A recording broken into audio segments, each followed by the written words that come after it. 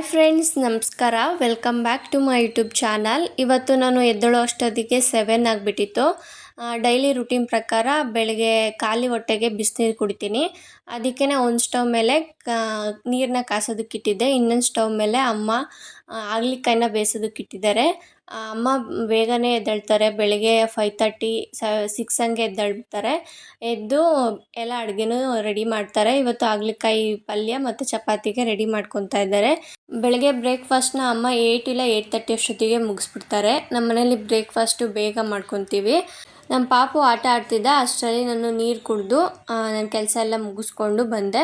ಅದಾದಮೇಲೆ ಅವನ ಜೊತೆ ಸ್ವಲ್ಪ ಹೊತ್ತು ಆಟ ಆಡಿ ಮತ್ತೆ ಮಲಗಿಸಿದ್ದೀನಿ. ಇವಾಗ ಮಲ್ಕೊಂಡಿದ್ವಲ್ಲ, ಆ ಬೆಡ್ನೆಲ್ಲ ಕ್ಲೀನ್ ಮಾಡ್ತಾಯಿದ್ದೀನಿ. ಪಾಪು ಇರೋದ್ರಿಂದ ದಿನಕ್ಕೆ 2-3 ಸಲ ಆದ್ರೂ ಬೆಡ್ನ ಕ್ಲೀನ್ ಮಾಡ್ತಾನೇ ಇರಬೇಕು. ಪಾಪು ಜಾಸ್ತಿ ಬೆಡ್ ಮೇಲೆ ಇರೋದ್ರಿಂದ ಇನ್ಫೆಕ್ಷನ್ ಜಾಸ್ತಿ ಆಗುತ್ತೆ ಅಂತ ಕ್ಲೀನ್ ಮಾಡ್ತಾನೇ ಇರ್ತೀನಿ. ಪಾಪು ಬೆಡ್ ಮೇಲೆ ಇರ್ತಾನೆ, ಇಲ್ಲಾಂದರೆ ಮಲ್ಕೊಂಡು ಆದಮೇಲೆ ತೊಟ್ಲಿಗೆ ಹಾಕ್ತೀವಿ. ಅಲ್ಲಿವರೆಗೂ ಬೆಡ್ ಮೇಲೇ ಆಟ ಆಡ್ತಿರ್ತಾನೆ. ಅದಕ್ಕೇ ಇವಾಗ ಬೆಡ್ ಕವರು ಕೂಡ ಚೇಂಜ್ ಮಾಡ್ತಾ ಇದ್ದೀನಿ. ನಾನು ಬೆಡ್ಶೀಟ್ನ ವಾರಕ್ಕೆ 1-2 ಸಲ ಚೇಂಜ್ ಮಾಡ್ತೀನಿ ಅಷ್ಟೇ. ದಿನ ಎಲ್ಲ ಚೇಂಜ್ ಮಾಡೋದಕ್ಕೆ ಹೋಗಲ್ಲ. ದಿನ ಎಲ್ಲ ಚೆನ್ನಾಗಿ ಕ್ಲೀನ್ ಮಾಡಿ ಕೊಡವಿ ಎಲ್ಲ ಹಾಸ್ಕೊತೀನಿ. ಪಾಪು ಆರಾಮಾಗಿ ನಿದ್ದೆ ಮಾಡ್ತಿದ್ದಾನೆ. ಇವಾಗ ಅಷ್ಟರಲ್ಲಿ ನನ್ನ ಕೆಲಸಗಳನ್ನೆಲ್ಲ ಮುಗಿಸ್ಕೊತಾ ಇದ್ದೀನಿ. ಇವತ್ತು ಸ್ವಲ್ಪ ಬೇಗ ಮಲಗಿದ್ರಿಂದ ಅವನು ನನಗೆ ಟೈಮ್ ಇದ್ದಿದ್ದರಿಂದ ಎಡಿಟಿಂಗು ಸ್ವಲ್ಪ ಇತ್ತು, ಅದು ಕೂಡ ಮುಗಿಸ್ಕೊಂಡ್ಬಿಟ್ಟೆ. ಅದಾದಮೇಲೆ ಇವಾಗ ಬ್ರೇಕ್ಫಾಸ್ಟ್ ಮಾಡ್ಕೊತಿದ್ದೀನಿ. ಚಪಾತಿ ಮತ್ತು ಹಾಗಲಕಾಯಿ ಪಲ್ಯ ಮಾಡಿದರು, ಅದನ್ನು ನಾನು ಬ್ರೇಕ್ಫಾಸ್ಟ್ ಮಾಡ್ತಿದ್ದೀನಿ. ಹಾಗಲಕಾಯಿ ಪಲ್ಯನ ನಾನು ಯಾವತ್ತೂ ಮಾಡಿಲ್ಲ, ಬಟ್ ಅಮ್ಮ ಮಾಡೋದು ನನಗೆ ತುಂಬ ಇಷ್ಟ ಆಗುತ್ತೆ. ಜಾಸ್ತಿ ಕಹಿ ಇರೋದಿಲ್ಲ. ಹಾಗಲಕಾಯಿ ಪಲ್ಯ ಮಾಡಬೇಕಾದ್ರೆ ಸ್ವಲ್ಪ ಹುಣಸೆಹಣ್ಣು ಮತ್ತು ಉಪ್ಪು ಬೆಲ್ಲನೂ ಹಾಕ್ತಾರೆ ಅನಿಸುತ್ತೆ. ಅದೆಲ್ಲ ಹಾಕಿ ಮಾಡೋದ್ರಿಂದ ಅಷ್ಟು ಕಹಿ ಇರೋದಿಲ್ಲ. ಮಸಾಲೆ ಎಲ್ಲ ರುಬ್ಬಿ ಮಾಡ್ತಾರೆ. ನಿಮಗೇನಾದರೂ ರೆಸಿಪಿ ಬೇಕು ಅಂದರೆ ಕಮೆಂಟ್ ಬಾಕ್ಸಲ್ಲಿ ಕಮೆಂಟ್ ಮಾಡಿ. ಒಂದು ಸಲ ನಮ್ಮಮ್ಮ ಕೈಯಲ್ಲೇ ಮಾಡಿಸಿ ವಿಡಿಯೋನ ಶೇರ್ ಮಾಡ್ತೀನಿ. ನಾನು ಬ್ರೇಕ್ಫಾಸ್ಟು ಮತ್ತು ಎಲ್ಲ ಕೆಲಸ ಮಾಡ್ಕೊಳ್ಳೋ ಅಷ್ಟೊತ್ತಿಗೆ ಪಾಪು ಎದ್ಬಿಟ್ಟಿದ್ದ. ಅವ್ನು ಎದ್ದಾದಮೇಲೆ ಅವನಿಗೆ ಆಯಿಲ್ ಮಸಾಜ್ ಎಲ್ಲ ಮಾಡಿಸಿ ಮತ್ತು ಸ್ನಾನ ಮಾಡಿಸಿ ಮಲಗಿಸಿದ್ದೀನಿ. ಇವಾಗ 1 ಅವರ್ ಮಲ್ಕೊತಾನೆ.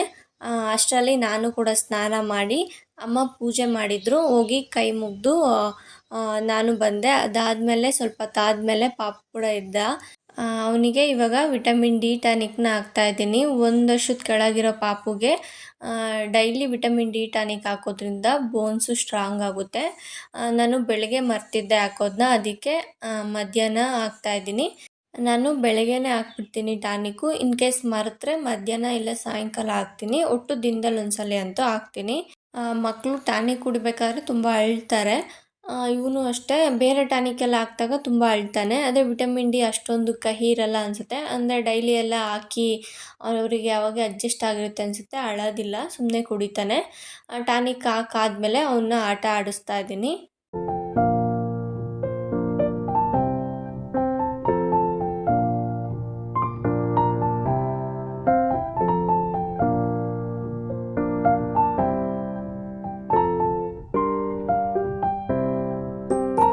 ಇವಾಗ ಮಧ್ಯಾಹ್ನದ ಊಟಕ್ಕೆ ಅಮ್ಮ ಬೆಂಡೆಕಾಯಿ ಸಾರನ್ನ ಮಾಡಿದ್ದಾರೆ. ಬೆಳಿಗ್ಗೆನೇ ಮಾಡಿರ್ತಾರೆ. ಅಮ್ಮ ಟೈಲರ್ ಆಗಿರೋದ್ರಿಂದ ಬಟ್ಟೆ ಎಲ್ಲ ಹೊಲಿಯೋದಿರುತ್ತೆ, ಅದಕ್ಕೆ ಬೆಳಗ್ಗೆನೇ ಮಾಡಿರ್ತಾರೆ. ಮಧ್ಯಾಹ್ನ ಮುದ್ದೆ, ಬಿಸಿ ಬಿಸಿ ಮುದ್ದೆ ಮಾಡಿಕೊಂಡು ಊಟ ಮಾಡ್ತೀವಿ. ನಮ್ಮ ಮನೇಲಿ ದಿನಕ್ಕೊಂದ್ಸಲ ಮುದ್ದೆ ಮಾಡೇ ಮಾಡ್ತೀವಿ. ಆಲ್ಮೋಸ್ಟ್ ಮಧ್ಯಾಹ್ನನೇ ಮಾಡ್ತೀವಿ. ಕೆಲವೊಂದು ಸಲ ಬೆಳಗ್ಗೆನೂ ಮಾಡ್ತೀವಿ. ಮುದ್ದೆ ಅಂತೂ ಕಂಪಲ್ಸರಿಯಾಗಿ ನಾವು ಊಟ ಮಾಡ್ತೀವಿ. ನಾನು ಕೂಡ ಮುದ್ದೆ ಮತ್ತು ಬೆಂಡೆಕಾಯಿ ಸಾರನ್ನ ಊಟ ಮಾಡಿಕೊಂಡೆ. ಇವತ್ತು ಮಳೆ ಫುಲ್ ಜೋರಾಗಿ ಬರ್ತಾ ಇದೆ.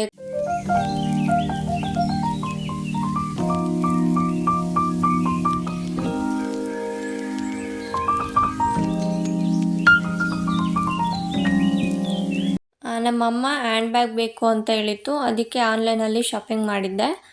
ತುಂಬ ಚೆನ್ನಾಗಿದೆ ಬ್ಯಾಗು, ಕ್ವಾಲಿಟಿ ಕೂಡ ತುಂಬ ಚೆನ್ನಾಗಿದೆ. ಒಂದು ಜೊತೆ ಬಟ್ಟೆ ಇಟ್ಕೊಂಡು ಹೋಗ್ಬೋದು.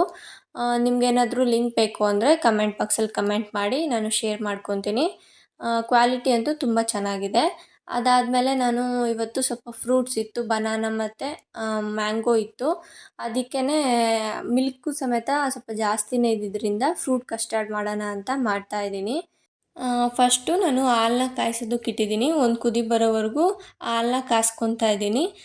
ಅದಾದಮೇಲೆ ಒಂದು ಬೌಲಿಗೆ 2 ಸ್ಪೂನ್ ಆಗೋಷ್ಟು ಕಸ್ಟರ್ಡ್ ಪೌಡರ್ನ ಹಾಕ್ಕೊಂಡು ಸ್ವಲ್ಪ ಬಿಸಿಯಾಗಿರೋ ಹಾಲನ್ನ ಹಾಕ್ಕೊಂಡು ಮಿಕ್ಸ್ ಮಾಡ್ತಾಯಿದ್ದೀನಿ, ಯಾವುದೇ ಗಂಟಿಲ್ಲದೆ. ಫುಲ್ಲು ಕರೆಕ್ಟಾಗಿ ಮಿಕ್ಸ್ ಮಾಡ್ಕೋಬೇಕು. ಇವಾಗ ಸಕ್ಕರೆ ತೊಗೊತಾ ಇದ್ದೀನಿ. ನಿಮಗೆ ಸ್ವೀಟಿಗೆ ಎಷ್ಟು ಬೇಕೋ ಅಷ್ಟು ನೋಡಿಕೊಂಡು ಸಕ್ಕರೆ ಹಾಕ್ಕೊಳ್ಳಿ. ಹಣ್ಣು ಸ್ವಲ್ಪ ಏನಾದರೂ ಜಾಸ್ತಿ ಸ್ವೀಟ್ ಇದ್ದರೆ ಮತ್ತೆ ಸಕ್ಕರೆ ಜಾಸ್ತಿ ಆಗಿಬಿಡುತ್ತೆ. ಇವಾಗ ಹಾಲು ಕಾದಿದೆ, ಇದಕ್ಕೇ ಸ್ಯಾಫ್ರನ್ ಹಾಕ್ಕೊತಾ ಇದ್ದೀನಿ. ಅದಾದಮೇಲೆ ಸಕ್ಕರೆನ ಹಾಕ್ಕೊಂಡು ಚೆನ್ನಾಗಿ ಮಿಕ್ಸ್ ಮಾಡ್ಕೊತಾ ಇದ್ದೀನಿ. ಸಕ್ಕರೆ ಎಲ್ಲ ಕರಗೋವರೆಗೂ ಮಿಕ್ಸ್ ಮಾಡ್ಕೋಬೇಕು.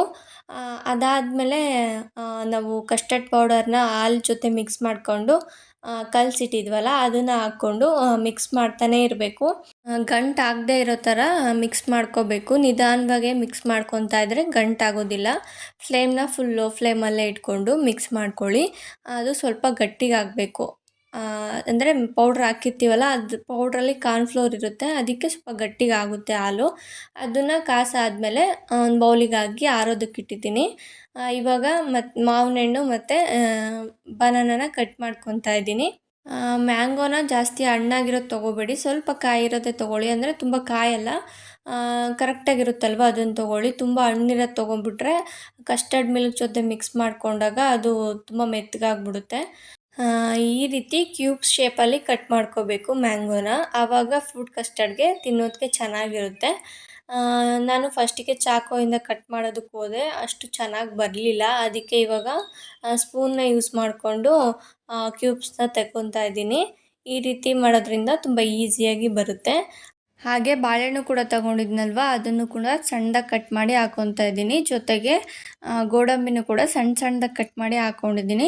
ನಿಮ್ಮ ಮನೇಲಿ ಏನಾದರೂ ಇನ್ನೂ ಫ್ರೂಟ್ಸ್ ಇದ್ದರೆ ಅದನ್ನು ಹಾಕ್ಕೋಬೋದು. ದ್ರಾಕ್ಷಿ ಮತ್ತು ಆ್ಯಪಲ್ಲು, ದಾಳಿಂಬೆ ಹಣ್ಣು ಇದೆಲ್ಲ ಹಾಕ್ಕೋಬೋದು. ಜೊತೆಗೆ ಡ್ರೈ ಫ್ರೂಟ್ಸಲ್ಲಿ ಪಿಸ್ತಾ ಮತ್ತು ಗೋಡಂಬಿ, ಬಾದಾಮಿ ಇದೆಲ್ಲ ಹಾಕ್ಕೊಂಡು ಮಾಡ್ಕೋಬೋದು. ಎಲ್ಲನೂ ಇದ್ದಾಗ ಮಾಡ್ಕೊಳ್ಳಿ, ತುಂಬ ಚೆನ್ನಾಗಿರುತ್ತೆ. ಹಣ್ಣೆಲ್ಲ ಕಟ್ ಮಾಡ್ಕೊಂಡಾದಮೇಲೆ ಕಸ್ಟರ್ಡ್ ಮಿಲ್ಕ್ ಜೊತೆ ಮಿಕ್ಸ್ ಮಾಡಿ 1 ಅವರ್ ಫ್ರಿಜ್ಜಲ್ಲಿಟ್ಟು ಆಮೇಲೆ ತಿಂದರೆ ತುಂಬ ಚೆನ್ನಾಗಿರುತ್ತೆ. ಇದೇ ಥರ ನನ್ನ ಚಾನಲಲ್ಲಿ ರೀಸೆಂಟಾಗಿ ಮ್ಯಾಂಗೋ ಫುಡ್ಡಿಂಗ್ ಅಂತ ಒಂದು ರೆಸಿಪಿ ಮಾಡಿದ್ದೀನಿ. ಆ ವಿಡಿಯೋನ ನೋಡಿ, ಚೆನ್ನಾಗಿತ್ತು ರೆಸಿಪಿ. ಮನೇಲಿ ಮ್ಯಾಂಗೋ ಜಾಸ್ತಿ ಇದ್ದಾಗ ಟ್ರೈ ಮಾಡಿ. ಹಾಗೆ ಈ ವಿಡಿಯೋ ನಿಮಗೆ ಇಷ್ಟ ಆಗಿದ್ದರೆ ಲೈಕ್ ಮಾಡಿ ಮತ್ತು ಶೇರ್ ಮಾಡಿ. ನನ್ನ ಚಾನಲ್ನ ಸಬ್ಸ್ಕ್ರೈಬ್ ಮಾಡ್ಕೊಳ್ಳಿ. ಮುಂದಿನ ವಿಡಿಯೋದಲ್ಲಿ ಸಿಗೋಣ. Thank you for watching the video.